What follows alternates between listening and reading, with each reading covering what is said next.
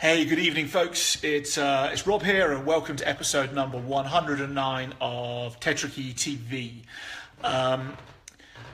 It's really cold outside here in Johannesburg, South Africa, and I've had a really weird day. I had an amazing start to my day today with a couple of hours with a brilliant client. Redefined the way he works to get more out of it, and then I came back to the office, and for some reason everything I've tried doing today has ended up with me being distracted by somebody or something at some point in time. Even when I went and took myself to a different part of the offices, if I left the offices completely, people still kept finding me and pestering. Would you believe, even in a coffee shop, somebody stumbled upon me who knew something and wanted something from me by accident, and then invited themselves to sit down with me and ask me the questions they wanted to ask and get the clarity they wanted, which is lovely to be liked. But that left me at about 5:30, 6 o'clock in a real bit of a flat spin. I've got loads that I haven't done, and my brain is all over the place. I've had to promise a couple of things to a couple of people. I've got to follow up with a couple of people I just told I didn't have time to see them today. I only got done about half of what I wanted to get done because I kept having my flow broken. And so that's left me without clarity and also not enough action having been created. So I've just taken half an hour out, and I've just been for a run. I got back about 10 minutes ago. You get my breath back. I went for a run, and as Mark will tell you, I'm not the best runner on the planet of the Earth. I used to do a lot of exercise. Since becoming a dad, that's got less and less. And I went for a run. Now, why did I go for a run? Because it's half an hour plus time for a shower out of my evening. What I find is that the mind and the body are intrinsically linked, one to the other. And if you're into yoga or meditation, of course, you'll be into that sort of thing. But if you're not into that, the sheer fact of changing your physiology, either increasing your heart rate and jolting your body, or decreasing your heart rate and relaxing your body, will have a profound impact on you.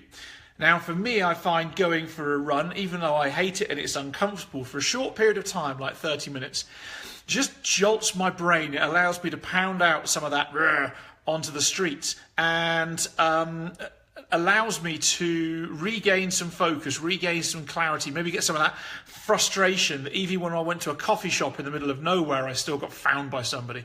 Get all that stuff out so that now I can focus this evening and gain clarity and gain more action back. And so here's something that I'd like you to concentrate on and do. If you're struggling to find your clarity and you're struggling to get enough action done. Now, action isn't being busy, it's being purposeful, getting done what must be done. I was busy, exceptionally busy all day today. I just wasn't purposefully actioning what needed to happen. So if you want that, do anything and something to change your physiology. Either get yourself jacked up, heart rate up, get going, thump it out in a gym, on a boxing bag, swing a kettlebell, go for a run, do whatever you need to do. Or if you're already all jacked up and your heart rate's all up sky high, do some meditation, if you've been on one of my programs, do a peripheral vision exercise, be on another one of my programs, do some self-hypnosis, do something to lower it down again. It was really, really interesting that on a breakthrough day I delivered in Portland, Oregon a few weeks ago, I got the group to do an activity, and to start with, they all naturally sat down. The moment that I got them to stand up, their lungs opened, their energy level rose, and they started to become truly convincing about who they are and who they're going to be, just through that simple transition of going from sitting to standing. Now, you may know that that this is the case, and of course you do it. It's relatively common in the sense category. My challenge to you is, how often do you do that for yourself?